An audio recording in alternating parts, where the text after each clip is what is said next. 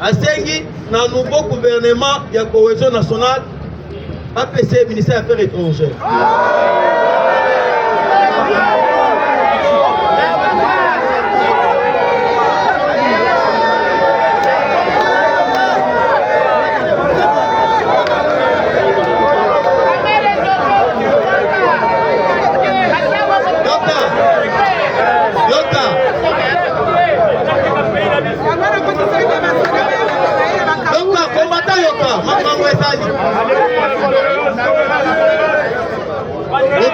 Pourquoi Bakay Kokanga 50 conteneurs ya ba franc congolais oyo Kabila atikaki na Kingakati. Mais on va évoquer sur 3 cas et sur 3 stratégies oyo Kabila attaque en marche. Comment renverser le régime actuel? Parce que tout a été prévu dans le mois d'avril. Coûte que coûte, va battre le président Félix Tshisekedi. Et on a quoi faire? Sur les 3 plans. Tout ça là qui n'a plan économique, tout ça là qui n'a plan sécuritaire, autre plan il y a déstabilisation, et tout ça là qui n'a plan autre plan politique. Actuellement, Monsieur Wakaningi di Kinga, Monsieur Vital Kamera, celle qui réclame ministère des Affaires étrangères. C'est quoi le chef combattant? Nazana Posa Oyoka. Nazana Posa qui est aussi du Canaan, parce que ce qu'on s'est dit, c'est-à-dire au père de Oyo, Yeli Koyoka Ao. Yamutouya et Sali Pesa Litoyi Oyo, Oyoka. Actuellement, le plan était total. Selon le renseignement, il y a États-Unis au Bénissia. Sa carte. Il y a déstabilisation. Carte. Il y a plan. Oh, il y a France. Carte, il y a Kakame, Nakakuta Museveni. C'est les États-Unis d'Amérique. Avant qu'il y ait un coup d'État, ils ont fait quoi? Balinga qui va accélérer le plan dans le mois d'avril. Dans le mois d'avril, il faut d'abord affaiblir la population congolaise. Pour affaiblir la population congolaise, on va cibler. En commençant par Grand Katanga. Lorsque je vous parle de Grand Katanga, nous voyons Lubumbashi, Tanganyika, na Kolosi. Quand même Kisangani, Bandundu, na Kasai oriental. Selon stratégie oyo bango bataki en place. Parce que na stratégie ya kobwaka ba franc congolais bati yango epa batunda bango ba cambiste ba brader. Et lorsque ba brader na bango bakobanda ko ba bongo wana ba matisi to ya dollar. Lorsque to ya dollar ekobanda komata et comme $100 est égal à 500 000. Lorsque $100 est comme là 500 000, le peuple congolais a vendu le chef de l'État. Et lorsque va fragiliser le peuple, on va en rébellion calmement, sans inquiétude. Il y a un qui actuellement, mes chers amis, mes chers compatriotes congolais, na Kingakati kuna lorsque va dire Kokota, na Kingakati, va découvrir 50 conteneurs. Lorsque va tourner déchets ya Kingakati, va sengi va document. Il y a un conteneur qui est nani azalaki commanditaire ya oto bengi kosenga ba conteneur ke uta dibanda nano ba na minute oyo lorsque basenge pas directeur général ko azali kotala zone ya Kingakati Modimba bobo sanate webike na Kingakati bangeza qui moi je vous informe. Kingakati est na 300 hectares, 3000 hectares. 3000 hectares est allé à Ouattara. 3000 hectares est allé un État dans un autre État. Na Kingakati kuna, zela nyonso to ezali makadamisé. Bate pena baba koto, ezali zela. Tandis que Kabila a 18 ans dans ce pays. Attends, route mon côté à Salamon à Kinshasa. Attends, route Moroté, à Salamon, toute l'étendue de la République démocratique du Congo. Mais le nom Félix Tshisekedi au pouvoir pendant 6 ans. Ok, ne va rien, c'est là où il est. Kobanda bandundu eketi kasai. Olongo na bandundu okena otemingi tikapa makata message. Olongo na tikapa oketi kananga makata message. Le président Félix Tshisekedi na 6 ans. Asali nzela elongwe na Kabinda eketi na Kindu pendant 6 ans. Mais bango babeti 18 ans. Mais soki okoti na Kingakati kuna ovuta basali banzela batie ba mine courant ezali ekena apete. Yango tozali boye sabino. Lorsque la sécurité bakitaki na Kingakati, babani ko contrôler. Bakei na contrôle bakuti presque 6 dépôts ya armement. 6 dépôts ya armement. Bakuti oyo tobengi 7 dépôts ya ba munitions de guerre. Objectif na bango ezalaki nini? Kingakati ezalaki zone oyo tobengi zone centrale. Oyo ezali ko ravitailler ba pays frontalier et ba province frontalier. Ezali ko ravitailler Congo central. Ezali ko ravitailler Bandundu. Ndebo yoki na betela kibino lisolo ya oyo tobengi des tunnels. Des tunnels ezalaki ko ba ko découvrir na kati ya Kingakati. Tunnel moko ezalaki na direction ya Congo Brazzaville. Congo Brazzaville pourquoi? Parce que lorsque vous allez koyoka avion rwandais ezali ko atterrir na Congo Brazzaville et bana ko na ba munitions. Oyo France azali ko pesa bango ba yena ba munitions de guerre ba lexia ngo à partir de tunnel à partir de Congo Brazzaville. So bo poussa na kota Kingakati. Tozala ba bisika mususu tozokati na Congo Brazzaville na makolo. Soki boyebi yango. Tokati na makolo. Et bango ba profiter ki basala ki ba tunnel. Pour que baba na kofinisa ba munitions de guerre ekota na Kingakati. Ne boyoka ki basali approvisionnement ya ba munitions de guerre. Avec cet objectif, baba na ko attaquer à partir de Congo central, baba na ko attaquer à partir de Bandundu. Vous comprenez? Oui. Et na minute oyo, et lorsque basili se makambo etali ko kanga ba munitions de guerre, banke na ba conteneur oyo ezalaki na stock. Banke pe na conteneur ono, ba yebisi bango bo fongol. Ba fongol. Et ni na kati ko, pour les sanga ba sac à main. Ba fongol le premier conteneur bokoti à quelques centimètres de conteneur bokoti ba sac. Ba linga kukutu ba se décourager batika. Comme mon pena général nani commandant mon sergent mon sous zawana. Albino, botika te bo fongol. Wana sko yo mote be betaye. O tata mwasi na toni. Abi mapena ba bimisi ba sac wana batala pena boye. Tala makamba ba fond congolais belé. Bakuti ba billet ba 20 000. Conteneur moko soko koti billet ba 20 000. Oyebi que combien de millions? Conteneur moko. Mais si vous avez un calcul, ezali conteneur moko te ezali 50 conteneurs ba franc congolais. Tele de kia monte mamane. Oki ndogite. Nazali kwa bisebino yoka.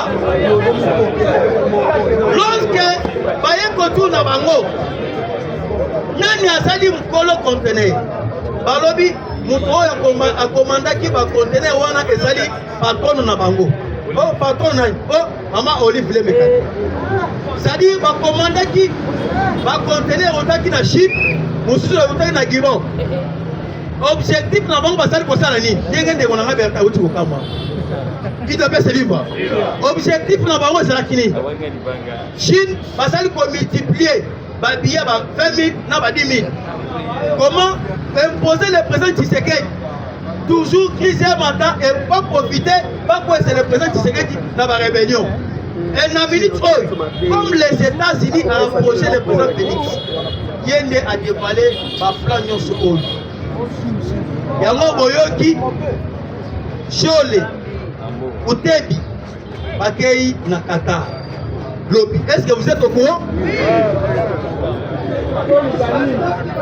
Basa bandoki il ne peut se vivre. Namoni bosa ya kolala. Basa bando bandoki de Lobby boy. Kakame asali M23. Kabila M23. Eza bongo te.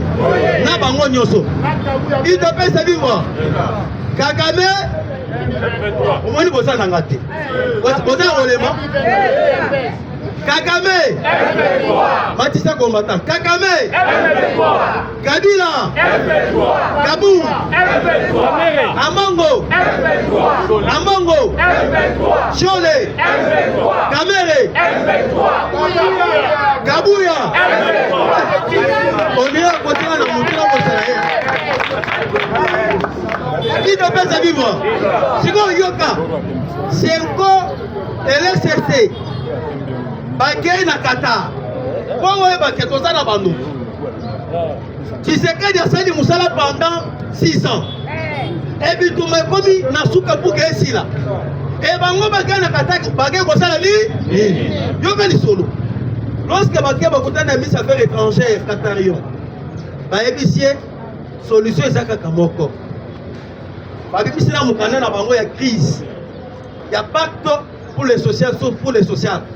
Par le but là, mukana na biso yango oyo to sali mukana na biso isili. Wana sho la teli mwana ntambala na ye wana kindoki wana. Alobi to salaki na pays ya sous région ya Grand Lac. To salaki na Uganda, na Kenya, na Rwanda. Donc on cité pe aussi mécénat.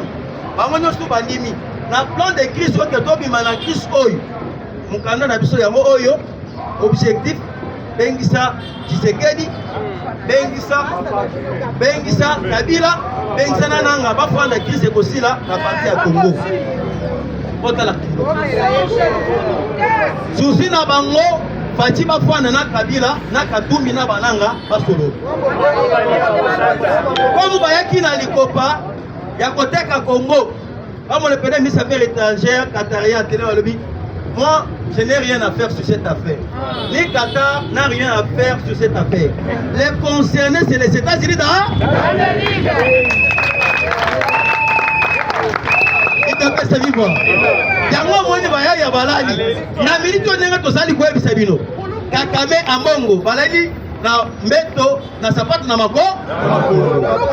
C'est quelle diplomatie? Et lorsque Bango Bakenaki na Qatar, Bazu répond. Le même jour, Donald Trump a dit moi semblant, mais on fait ce message. Parce qu'il y a il y a déjà une guerre entre l'Union européenne et les États-Unis. Ce qui est bien. Ce qui est dit, Makambo et les gens qui ont Igron. Oyo, Zelensky, Bakuta na Trump. Macron a sali Koya, pas fondre, parce qu'il y avait 3 chaises. Il y a Igron, il y a présent Zelensky, il y a Igron, il y a présent Emmanuel Macron, il y a présent Donald Trump. Et lorsque Bakuti, c'était produit France et Macron comme représentant, il y a l'Union européenne. Les États-Unis comme représentant, il y a les États-Unis d'Amérique. Pas mon appel à boyer, c'est laissé aux offres dans Macron, dans Trump. Macron est mbaou, à fan. Trump c'est papa. Longa.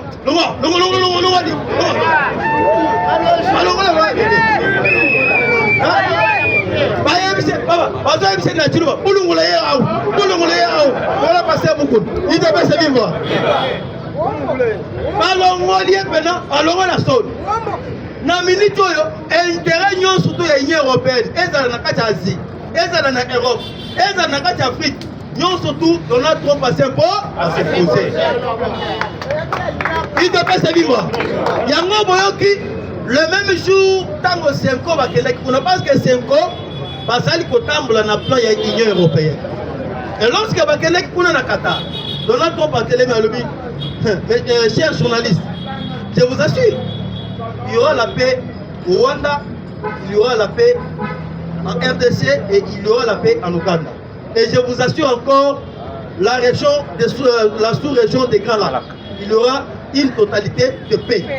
Et il a encore dit, Makambo et Tali Bitumba. Quand même, Nazo m'y remercier d'abord parce que Assisi à moi. Et je vous confirme encore, dans cette semaine, le président Tshisekedi s'est déjà confirmé, il va se rendre aux États-Unis d'Amérique. Tête à tête avec Donald Trump. Il te fait se vivre. Pourquoi Fati a dit les États-Unis? Premièrement, c'est que ce n'était pas les accords de paix. Qui ministre des Affaires étrangères. Non, monsieur Olivier Ndourguiré, ministre des Affaires étrangères, Yawanda.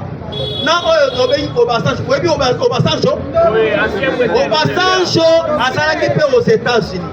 Les États-Unis aza mama na male na politique. Obasanjo azalaki parmi moto azalaki témoin oculaire na accord il y a 2013. Mais les États-Unis ont récupéré Obasanjo. Pourquoi? Obasanjo reprendre Nazalaki témoin, on avait déjà signé avec les M23. Qu'est-ce que les M23 veulent encore réclamer aujourd'hui? Yango Boyoki, actuellement, ce qu'on a eu à faire avec Madame Thérèse Kaïkwama, et Zalaki accord de principe. Nous avons la différence entre l'accord de paix et l'accord de principe. Accord de principe, c'est la veut Rwanda, Ouganda, bakoki jamais pour violer l'intégrité territoriale du Congo. Ndenge Kabila bane ko faciliter bango, bakoti na Congo, ba billet minéré, bakena ngo na kati ya Rwanda. Ya lisusuté. Cette fois-ci, chaque pays a sali ko respecter ba borne. Chaque pays nyonso oyo ezali grâce ya mkonto mo fati ba. Et le monde et les Congolais se souviendra à cause du président Félix Tshisekedi. Il n'y a pas moyen que mixage et passage. Et les Congolais, parce qu'on se souvient que grâce à Moukonto Tombolo Pati Béton, moyen qu'avant que le gouvernement ait bima.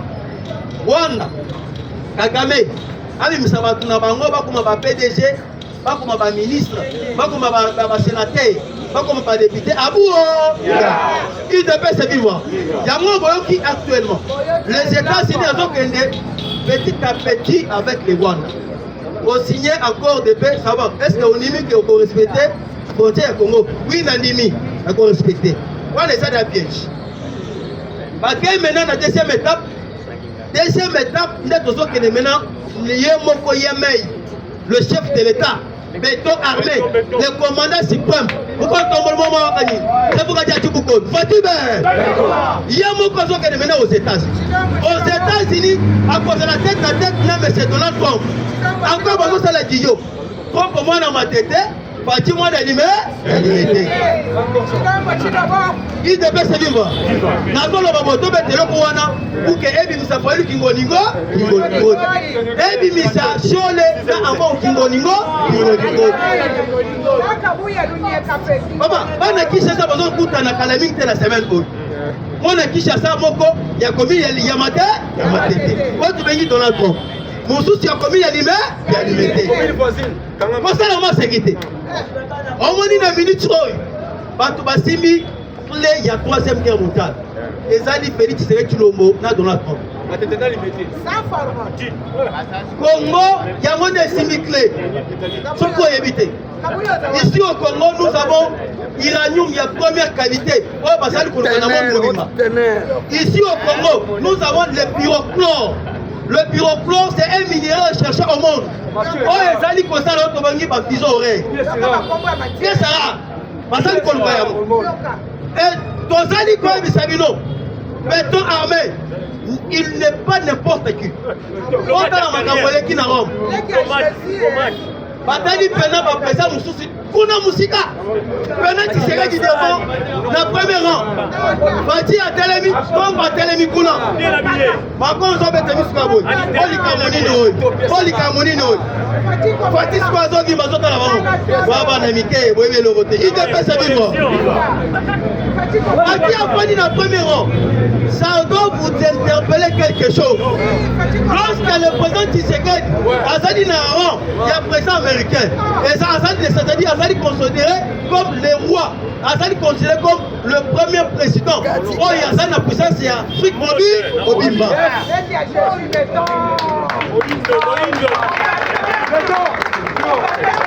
Il ne peut pas se vivre. Papa, moi, je vais là.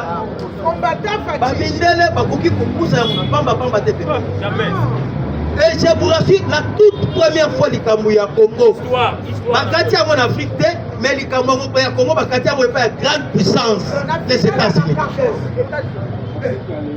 Les Kamouya Kabila, il y a encore un CNDP. Autre que là, vous signez dans le Rwandais. nani akata yango Obasanjo bakata yango pe pa bangona bataille ba nyonso bakata yango pe na Kenya mais avant le président Tshisekedi likambo ya Congo les États-Unis na via moya mo na mabo na finale ya makambo Tshisekedi yango na première azofimba azotala Macron yo na zio yo asana ngo na pena na za États-Unis so salma sa frappé watia yangeko ko sala ma segita watia yange un minute on est dans les peuples sebino lorsque tu as signé l'accord de paix le 2 mai pas pesoya est-ce que vous voyez ces petits là un cancrénant un petit gâté de M. Paul Kakame alors allez sous et c'est là quand mon Kabila Fani a buté bon muke Kabila leki alobi bon muke Kabila soya fasali voyage akei basali ba publicité ba photo ba partager yango bon muke wilingo matelemi omoni nawo na sana walikale nawo na synagogue est-ce oya ka su wilingo maloba bakati déjà bango partenaire na bango a changé comme partenaire ya Congo et na minute boyeba ministre affaires étrangères ya Belgique monsieur Maxime Prévost atamboli na sous-région ya Kala azalaki na Rwanda azalaki na Uganda azalaki na Burundi aye construire ses missions na awa au Congo avec le président Félix Tshisekedi na mission oyo ayaki na yango na sous-région ya Kala. Et pourquoi aleki na kati ya Rwanda te naloba amoni ko décourager nga parce que bozo lo bana kata te mais siko répondre zo répondre te ata na église baloba alléluia amen bien ça va yes il de passe vivre siko na minute oyo Maxime Prévost atamboli pamba te na kati ya Bujumbura basansi ba Belge les militaires belges na kati ya Uganda basansi ba militaires belges parce que na militaire oyo soki okei na Kinu ba Belge base déjà base militaire na bango et ba Belge avec les Américains autre bengi ya monsieur Eric Prince ya société américaine base déjà deuxième base militaire na Kisangani yango moni actuellement M23 n'avance pas M23 azali stoppé. Et je vous confirme, et ça dit déjà message direct contre l'Union européenne.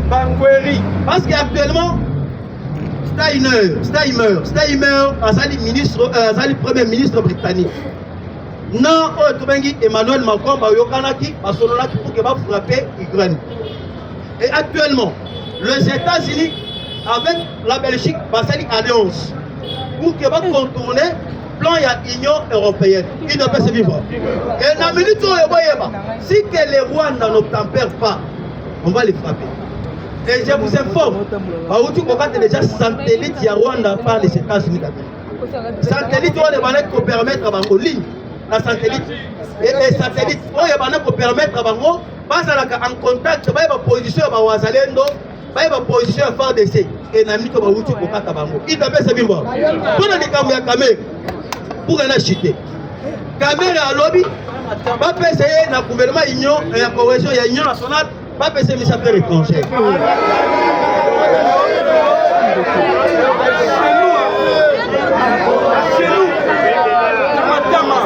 Il te fait se vivre. Nayebi que asa na penser que Kaikomba a l'ongwa parce que Kaikomba a yebi ba plan ebele pour de jouer sur le plan international. Maintenant qu'on fait bazo kolinga maintenant ba gérer ministère affaires étrangères, pas compliqué d'abord diplomatie à présent Tshisekedi. C'est ça maintenant l'objectif. Il doit se vivre. Je pense que par rapport à temps on va continuer. Je vous remercie. Il est président. Chaque combattant congolais doit communiquer mon corps. Et aussi, Pepito Kilala. Quand on a moi bien. Yo ebani trop parce que on a dit moi c'est un gobila. Mais hier, ensemble moi on a fait béton aux abords. Yo kotika place wana oya côté ministère ya travail. Au groupe électrogène place lotika maman attaque ça wana. Allié ça va congolais. na bio pepito kilala ozala vraiment na bumbu yo oyeba komesaka mwana pasio yo keleni bale pa ngobila tika kitata na timia impoli ndumba pepito kilala soko yo kaka fubuzulu na peso kaka